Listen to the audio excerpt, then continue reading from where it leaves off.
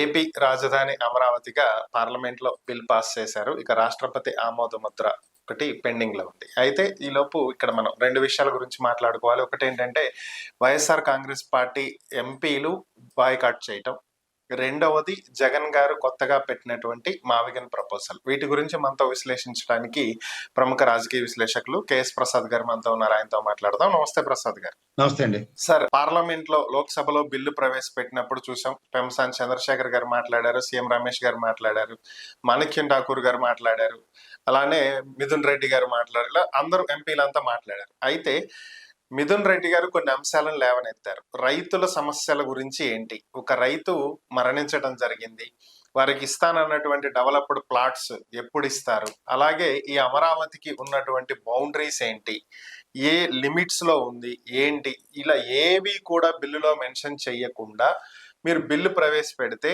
ఈ బిల్లు ఈ టైంలో పెట్టడం వల్ల ఉపయోగం లేదు, ఇలాంటి బిల్లు పెట్టడం వల్ల ఉపయోగం లేదు, మేము బాయ్కాట్ చేస్తామని చెప్పి వెళ్ళిపోయారు.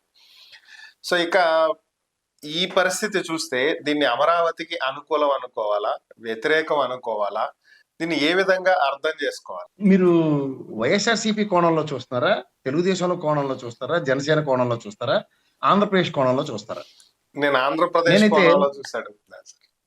అయితే ఖచ్చితంగా నేను దీన్ని డిబేట్ చేయవలసిందే. ఎందుకంటే 45 ఏళ్ల అపార అనుభవం ఉన్న చంద్రబాబు నాయుడు గారికి జరిగిన పార్లమెంట్ లో జరిగిన అవమానం, ఆంధ్రప్రదేశ్ రాష్ట్రానికి జరిగిన అవమానం, దానికి వైఎస్ఆర్సీపీ బాధ్యత వహించి వాకౌట్ చేయడం సమంజసం.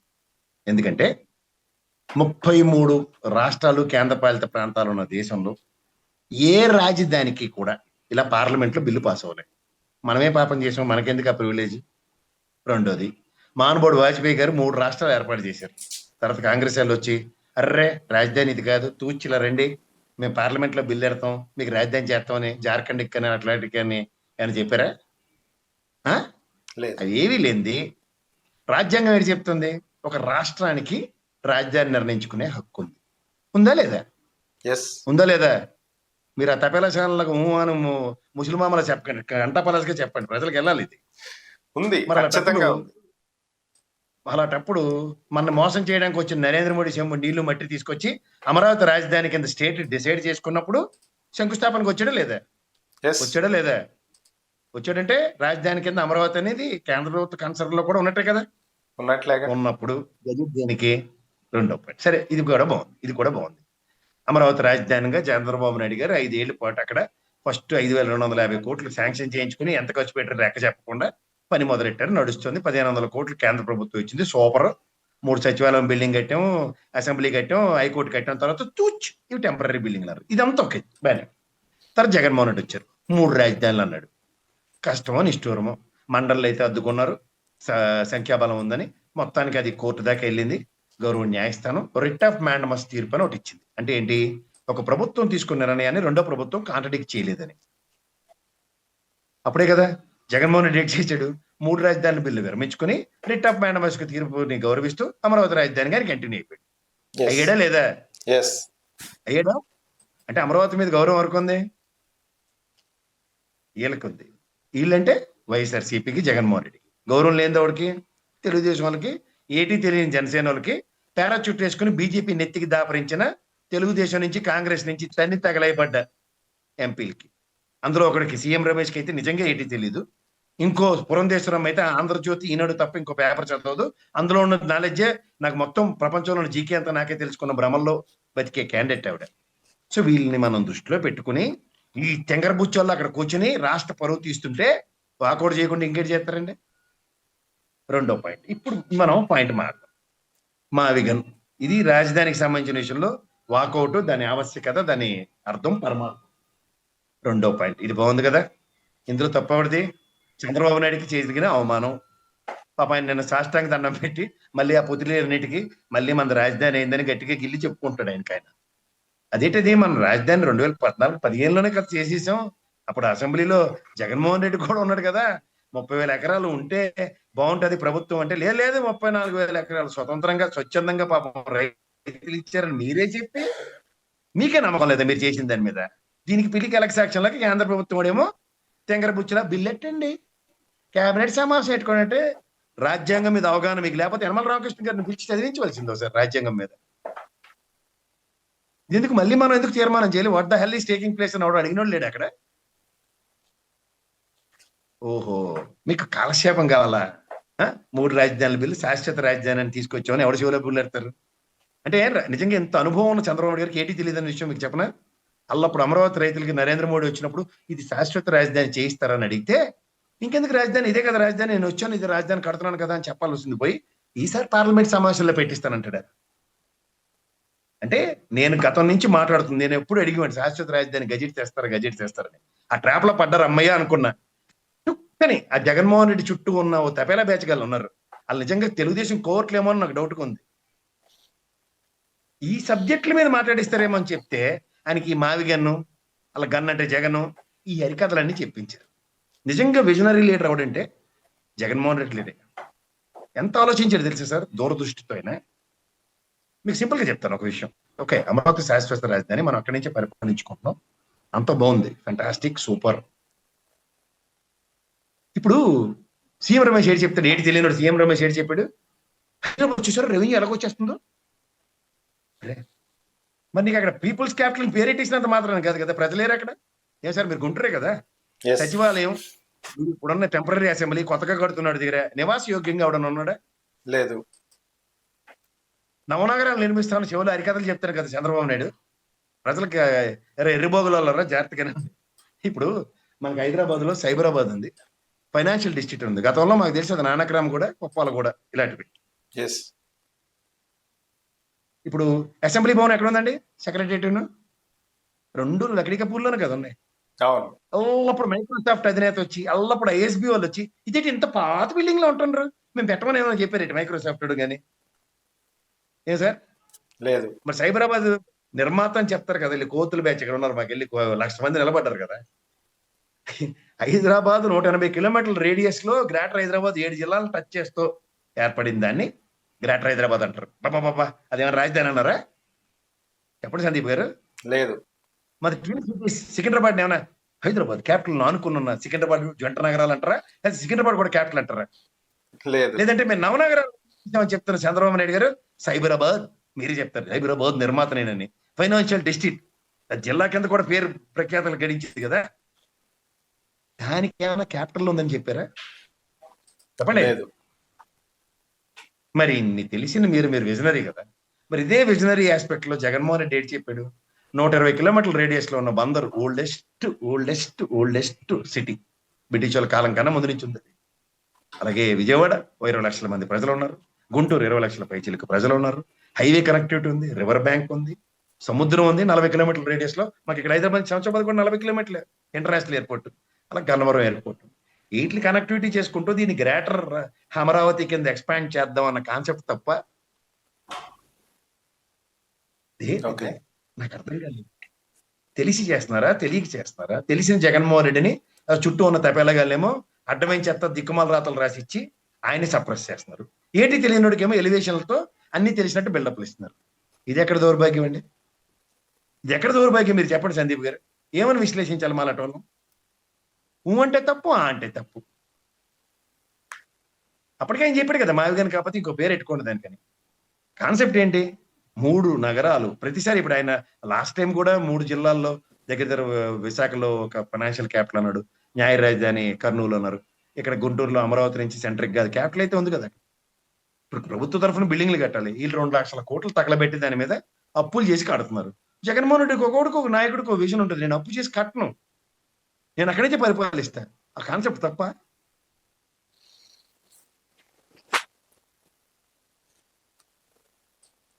జనసంద్రత లేని దగ్గర జన క్యాపిటల్ కడుతున్నాం అని వాళ్ళ అబద్ధాలు చెప్తుంటే మనం వినాలా? మీరు చెప్పండి సార్ ఒకసారి. అరే జనాలు ఉన్న వాళ్ళ దగ్గరికి మనం ప్రజల వద్దకే పాలనను ప్రవేశపెట్టింది కూడా చంద్రబాబు నాయుడే కదా. ప్రజలు ఉన్న దగ్గర రాజధానికి టెరిటరీ క్రియేట్ చేద్దాం, దానివల్ల రెవెన్యూ జనరేషన్ అవుతుంది. 7 కార్పొరేషన్లు దగ్గర ఉన్నాయి అక్కడ, గుంటూరు, విజయవాడ అండ్ మచిలీపట్నం కార్పొరేషన్స్ అన్ని లెక్క పెడితే 7 ఉంటాయి దగ్గర నాకు తెలిసి. అవునంటారు కదంటారా? ఈ కార్పొరేషన్ నుంచి ఇది ఈక్వల్ గ్రేటర్ హైదరాబాద్ కదా, దీని నుంచి రెవెన్యూ ఎంత జనరేట్ అవుతుంది? మీరే మళ్ళీ కాంట్రడిక్షన్. ఇది చిన్న మున్సిపాలిటీ అమరావతి, మీరు ఎప్పుడు ఇలాగే ఉండిపోతారా? పేదగా చేయరా అని వెనకాతలు దొంగలు కొట్టుకుంటూ తప్పలు కొట్టుకుంటూ పొలాలు కొట్టుకుంటూ పోతున్నారు. ఎవరు చెప్తున్నారు? జగన్మోహన్ రెడ్డికి మాత్రం మిస్లీడే చేస్తున్నారు. ఆయన బెంగళూరులో ఉంటాడు కదా, అర్థమయ్యే భాషలో ఎంత బాగా చెప్పొచ్చండి ఆయన. అరే బాబు, కర్ణాటక కూడా ఫస్ట్ క్యాపిటల్ మైసూర్ అన్నారు, కానీ అక్కడ ఫర్టైల్ ల్యాండ్స్, అగ్రికల్చర్ సెక్టర్ దెబ్బతింటుందనే 120 కిలోమీటర్ల రేడియస్ లో కర్ణాటకకి క్యాపిటల్ బెంగళూరు చేశారా. అలాగే నేను కూడా ఈ ఫర్టైల్ ల్యాండ్స్ ని I doesn't want to disturb, that's what my Moto is అని 2 సంవత్సరాలు బట్టి జనాల్లోకి ఎక్కిస్తే ఎంత బాగుండండి. ఇప్పుడు ఇక్కడైతే ల్యాండ్లు ఎత్తుకోవాలి, ఇప్పుడు ఎగ్జిస్టింగ్ వాళ్ళందరికీ ల్యాండ్లు రేట్లు ఎలా పెరుగుతాయి? అరే ఇది మన క్యాపిటల్ ఆరిజిన్ వస్తుంది మచిలీపట్నం దాకా, ఈ బందర్ రోడ్డు ఇవన్నీ ఆనుకుని ఉన్న భూములన్నీ రేట్లు పెరుగుతాయి. ఒకవేళ మీరు బందర్ రోడ్లో ల్యాండ్ అమ్మినా నేను కొన్నా మనం ఎంత స్టాంప్ డ్యూటీ కట్టాలండి? అది ఎక్స్చెక్కర్కి రెవెన్యూయే కదా. మరి అబద్ధాలు చెప్తున్న చంద్రబాబు నాయుడు సంపద సృష్టిస్తా ఉన్నది నిజమా, లేకపోతే విజనరీ కనిపిస్తూ జగన్మోహన్ రెడ్డి ఎస్ సంపదని ఈ విధంగా మనం సృష్టించుకోవచ్చు అని ఒక బేసిక్ కాన్సెప్ట్ ఇచ్చినోడు జగన్మోహన్ రెడ్డి రైటర్ రంగా? ఆలోచించమనండి సార్, ఆలోచించమనండి. రాంగ్ టైమింగ్ అంట. 2 ఏళ్ళని బట్టి ఆయన గుడ్డుగురానికి ఫలితం ఇస్తున్నారు ఆయనతో కూర్చోపెట్టి. నేను ఇంకో మాట చెప్తాను, మాకు ఉత్తరాంధ్ర మిత్రుడు ఉన్నాడు శ్రీనివాస్ అని, భలే చెప్పాడు ఇందాక కాన్వర్సేషన్ ఆయనతో. అరే నాకు తెలియకడుగుతారా, నాకు ఆంధ్ర యూనివర్సిటీ జూనియర్ అతను బాగా మాట్లాడు, మంచి రైటర్. ఓ మాట చెప్పాడు నాకు, ఒరే ఆయన మీద విపరీతమైన అభియోగాలు వేస్తారు జగన్మోహన్ రెడ్డి మీద. ఏది రంగులు వేసేసాడు, అపరంగా డబ్బులు దుబ్బేశాడు, నెక్స్ట్ రుషికొండ భవనాల్లో ఎంత కట్టేశాడు, డెక్ బిల్డింగ్ 57, నువ్వే చెప్పావు ఒక ఇంటర్వ్యూలో 57 కోట్లతో డెక్ బిల్డింగ్ కట్టాడు, మీరు కట్టిన సిఆర్డీఏ బిల్డింగ్ అని. ప్రతి దానికి వాళ్ళు సమాధానం చెప్పుకోవాలని నిస్సాయ స్థితిలో ఉన్నోడికి రూమ్ లో పెట్టి ప్రెస్ మీట్ అయ్యాడు, బెంచ్ సర్కిల్ కుర్చీ వేసి కాలు మీద కాలేసి కూర్చోపెట్టి రే దీనికి సమాధానం చెప్పండి రా మీ ప్రభుత్వం అని అడిగితే ఎక్కడ ఉంటారు సార్ వాళ్ళు? ఒక పక్క మాట తెప్పడం మనం తెప్పడం అని చెప్పిన వ్యక్తికి ఆయనతోనే టంగ్ ట్విస్టింగ్ ఎందుకు చేస్తున్నారు? మనం జగన్మోహన్ రెడ్డి గారి గురించి ఏం చెప్తాం సార్? మాస్ లీడర్ అంటాం, మాట తెప్పడం మనం తెప్పడం అంటాం. అలాంటి వ్యక్తితో ఇవాళ మావిగానని కొత్త ప్రపోజల్ ఎందుకు వచ్చింది? అదే 3 రాజధానులకు కన్ఫైన్ అవ్వమనే నేను చెప్పట్లే, 3 రాజధానులు విరమించుకున్నందుకు ధన్యవాదాలు, 3 రాజధానులు కాకుండా అమరావతి రాజధాని అయినందుకు కూడా సంతోషం. కానీ ఆయనతో ఈ కాన్సెప్ట్ ఓరియంటెడ్ ని ఆయన దగ్గర ఉండి కూడా మీకు ఎవరికి అర్థం కాకపోయినా ఆయనతో ఎందుకు మాట్లాడించకుండా దిక్కుమాల రాత్రాలని రాసి ఎందుకు ఇస్తున్నారు మీరు? అనర్గళంగా మాట్లాడే సామర్థ్యం ఆయన దగ్గర ఉంది. ప్రెస్ మీట్లు ఇప్పుడు పెడుతున్నాడు ఆయన, ఒకప్పుడు పాదయాత్రలో ఆయన ఇచ్చిన స్పీచ్లన్నీ మర్చిపోయామా? ఎంత అటాకింగ్ మోడ్ లో ఉండేది సార్. సార్ ఒకటి చదువుతూ మాట్లాడితే ఇక్కడి నుంచి వస్తాయి సార్ మాటలు, అనుభవించి బాధతో మాట్లాడితే గుండెల నుంచి వస్తాయి. ఆయనకి జరుగుతున్న అవమానాలే కదా, దాని మీద ఆయన హృదయాంతరాల నుంచి మాట్లాడడం ఎక్స్పెక్ట్ చేస్తామా? ఇలా పెదవి నుంచి టిక్కు టిక్కు టియం టియం అని మాటలు వచ్చేవి కావాలి మాకు. ఇది కదా గ్రహించాలి ప్రజలు. ఎవడరా ఆయన మిస్లీడ్ చేస్తున్న వాళ్ళు? మీకు ఏమైనా తెలుగుదేశం నుంచి కోర్టు ఆపరేషన్ ఏమైనా నడుస్తుందా? మా మీద పడేయడం కాదురా, వాస్తవాలు గ్రహించండి. ఆయన ఎందుకు పక్కదారి పట్టిస్తున్నారు? రాంగ్ టైమింగ్ ఎందుకు ఇస్తున్నారు? 2020 మ్యాచ్ కి రాహుల్ ద్రావిడ్కి పంపించి వికెట్లు పడిపోకుండా నువ్వు ఒక పక్క ఆడంటే ఆడ 5 బాల్ డిఫెన్స్ ఆడి లాస్ట్ బాల్ కూడా రన్ తీసుకుంటూ 20 ఓవర్లు ఆడాడు అనుకోండి, 8 అవుద్ది ఆ మ్యాచ్. మళ్ళీ టీంలో సెహ్వాగ్ ఉంటాడు, రింకు సింగ్ ఉంటాడు, సూర్యకుమార్ యాదవ్ ఉంటాడు, వీళ్ళందరూ ఉంటారు. అటు స్ట్రైక్ రొటేట్ చేసుకుంటే 20 ఓవర్లు ఆడాడు అనుకోండి రాహుల్ ద్రావిడ్, ఆ మ్యాచ్ గెలుస్తాం ఓడిపోతామా? చెప్పండి.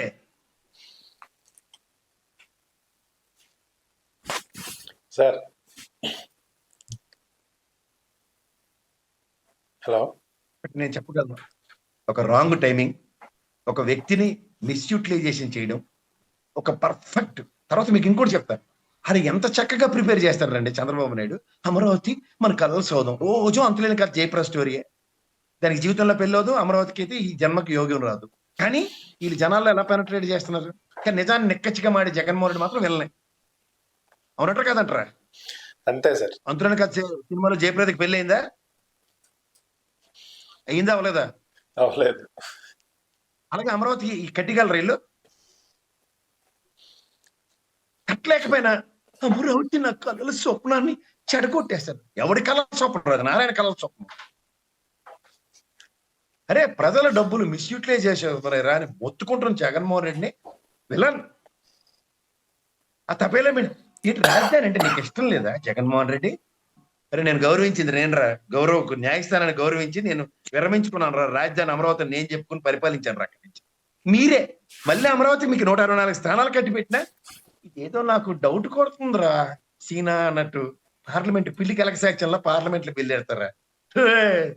ఇంకోసారి అనుభవం వంకాయలు ఈ పెట్టకబుర్లు చెప్తే మాత్రం నేను ఊరుకునేది లేదు. రాష్ట్రానికి జరిగిన అవమానం, చంద్రబాబు గారి స్థాయికి జరిగిన అవమానం ఇది. వాళ్ళకి ఓకే. నరేంద్ర మోడీ, అమిత్ షా, చంద్రబాబు నాయుడికి అవమానం జరుగుతుందంటే ఫస్ట్ ప్రయారిటీ కమాన్ ఈ ఎజెండా నాకు కావాలంటారు. జరిగింది అవమానం ఓకే. కాదంటారా మీరు? ఫైన్, కరెక్టే సార్. అయితే ఇక్కడ ఒక్క విషయం ఏంటి అంటే, రాష్ట్రానికి కేంద్రం నుంచి రావాల్సినటువంటి ప్రయోజనాల గురించి ఈ బిల్లు సందర్భంగా ఇటు వైసీపీ కానీ అటు కూటమి నేతలు కానీ, కూటమి అంటే ఆల్రెడీ వాళ్ళు కలిసే ఉన్నారు కాబట్టి నోరెత్తలేరు అనుకోండి. వైసీపీ కూటమి అంటే పారాసైట్ లాగా ఏటి తెలియకుండా వాళ్ళ మీద పడి ఏడిచి బతికే పవన్ కళ్యాణ్, దమ్మిడికి పనికిరాని నీచ నికృష్ట బీజేపీకి తెలుగుదేశం నుంచి కాంగ్రెస్ నుంచి తన్ని తగిలేసిన పారాచూట్ బ్యాచ్ గల తప్ప ఒరిజినల్ బీజేపీ వాడు ఎవడు లేడు అక్కడ.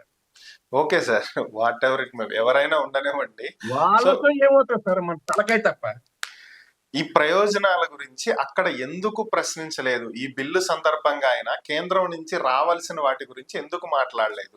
సో కాంగ్రెస్ ఎంపీఏ అవ్వచ్చు, తమిళనాడుకి చెందినటువంటి మాణిక్యం ఠాకూర్ అడిగాడు స్పెషల్ కేటగిరీ స్టేటస్ గురించి మీరు ఎందుకు పట్టించుకోలేదు, ఎందుకు ఇవ్వలేదు? రాజధానికి మీరు అప్పులు ఇప్పిస్తున్నారు ఏపీకి. యాక్చువల్ గా ఫండింగ్ చేయాల్సింది కేంద్ర ప్రభుత్వం కదా, విభజన చట్టంలో ఉన్న దాని ప్రకారం మీరు రాజధానికి ఫండింగ్ చేయాలి, మీరు అప్పు ఎందుకు ఇప్పిస్తున్నారు అని చెప్పి ఆయన ప్రశ్నించాడు. సో ఇది వైసీపీ ఎందుకు ప్రశ్నించలేకపోయింది, ఎందుకు అడగలేదు ఈ ప్రశ్నలు? కూటమి ఎలాగో అడగదు అనుకోండి, వీళ్ళైనా అడిగి ఉండాలి కదా. కూటమి ఎందుకు అడగదు? పురంధేశ్వరి కాంగ్రెస్ నుంచి వచ్చిన పారాచూట్ బ్యాచ్, ఆబ్లిగేషన్, భయంతో కూడిన జడ్డితనం. ఆంధ్రజ్యోతి ఈనాడు రేటు రాస్తే అది అడుగుతుంది ఆవిడ. ఈ తెలుగుదేశం సార్ మీకు ఒకటి, విభజన హామీల్లో మన కొంపెత్తించింది ఎవడంటే వెంకయ్య నాయుడు. వెంకయ్య నాయుడు ఏ పార్టీ? బీజేపీ. అప్పుడు మన్మోహన్ సింగ్ గారు పాపం నిలబడి రాజ్యసభలో నేను అన్ని బిల్లులో పెడతానంటే వద్దు, నెక్స్ట్ నా గవర్నమెంట్ వస్తుంది, నేను నాశనం చంద్రబాబు నాయుడు చేయాలని ఆ రోజు టార్గెట్ పెట్టుకున్నారు. ఇక్కడ అప్పటికి అనుమానం రాకుండా కులం, యాస, పురసం, దివసం పెట్టి రాష్ట్రాన్ని సంకనాకి పెట్టినటువంటి బీజేపీ వెంకయ్య నాయుడు. ఎవడైనా కాదంటే నాతో డిబేట్కి రమ్మనండి. చక్కగా బ్రహ్మాండంగా బిల్లులో పెట్టుంటే దరిద్రం లేకపోయి ఉందను. ప్రత్యేక హోదా అంటే ముగిసిపోయిన అధ్యాయం అని తప్పట్లు కూడా చిన్నపిల్ల అట్లా బయటకు వస్తారా? మరి ఇప్పుడు దానికి ధరంపోడ దీక్షలు దేనికి చేసిన రాబాయి మీరు? అది నచ్చని వాడికి, సుజనా చౌదరికి, సీఎం రమేష్కి, ఎందుకంటే పదవులు పోయాయి. అప్పుడే కదా గుడికేసుకుని పోయారు బీజేపీకి. సన్నిధానం ఎంత బాగుందో సేట్ చేరడానికి బీజేపీ. బ్యాంకుల దగ్గర అప్పులు ఎత్తేసినా మమ్మల్ని ఎవరు అడగకుండా సన్నిధానం చాలా బాగుంది. ఈ దొంగ భక్తులు పోతే మనం ఇలా ఈ శాతంతటిని మనం భరించాలా?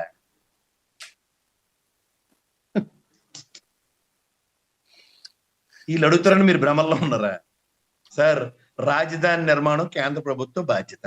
మొదటే వచ్చాడు చెంబు నీళ్లు మట్టి పెట్టుకుని మన మొఖాన్ని పోసినప్పుడే ఇది పాయే. నేను ఆ రోజు నుంచి మాడుతున్నా, ఇప్పటికీ కన్ఫైన్ అయి ఉన్నా. ఆఖరికి సచ్చినట్టు ధరంపోర దీక్షలని నా భాష అందుకుని తెలుసు అమ్మయ్య అనుకున్నా. మళ్ళీ మోటుకు వచ్చాను, కాకరకాయల్లో కేకరకాయ అయింది. మీకేం తెలుసు కూటమి ప్రభుత్వంలో ఉన్న సేద తీరడం ఎక్కడ బాగుందో? ఇది రిటైర్మెంట్ రీహాబ్ సెంటర్. అది ఏ పని ఉండదు. ఎంతసేపు చూడు ముసలి చూడండి అలా గొనుక్కుంటూ ఇంట్లో వాళ్ళ మీద ఒకళ్ళ మీద పడేడ్చుకుంటూ ఉంటారు చూడండి. అలా జగన్మోహన్ మీద పడేడ్చుకుంటే వాళ్ళు కాలసేపు అయిపోతుంది. 3 ఏళ్ళ దగ్గర, ఇప్పుడు 2 ఏళ్ళు అయిపోయింది, ఇంకో 3 ఏళ్ళు ఉంది అంతే. ఏదైనా ఆవు చేస్తాం జగన్మోహన్ రెడ్డి జరిగిపోతారు. సార్ అయితే దీంట్లో ఇంకొక అంశం ఏంటంటే, రాజ్యసభలో బిల్లు ప్రవేశపెట్టినటువంటి సందర్భంగా రేణుకా చౌదరి గారు చేసినటువంటి వ్యాఖ్యలు ఇప్పుడు పెట్టండి అమరావతి పేరు, లేదా పిలవండి కమరావతి అని సీఎం ని నేను సీఎం కి చెప్తున్నాను. ఈ వ్యాఖ్యల్ని ఎలా చూడాలి? తెంగరతనం అంటారు దాన్ని. తెలంగాణలో అయితే దాన్ని తెంగరతనం అంటారు. ఎడగొట్టినప్పుడు ఏం మాడిపోయాం, మనోటి ఎందుకు మాట్లాడలేవు? ఓ పక్కన ఈ తెలంగాణ సమస్యలు, ఈ రోజు కూడా విభజన సమస్యలు ఎక్కడేసిన గొంగలు ఎక్కడే ఉంది, దాని మీద నోరు పేగలదు. కులం మాత్రం ఇలా తన్నుకు వచ్చేస్తుంది పొంకాలుగా. విభజన హామీల మీద మాట్లాడు, విభజన హామీలకి కనీసం మాణిక్యం ఠాకూర్కి కనీసం గొంతు కలుపుతుందేమో చూశాను ఆవిడకి. అచ్చిచ్చా వీళ్ళు ప్రయారిటీస్. ఓ పక్క నాకు అలా రఘురామరెడ్డి గారు అనుకుంటాను, ఖమ్మం ఎంపీ గారు, ఆయన ఒక్కడే మాడుకున్నాడు శుభ్రంగా.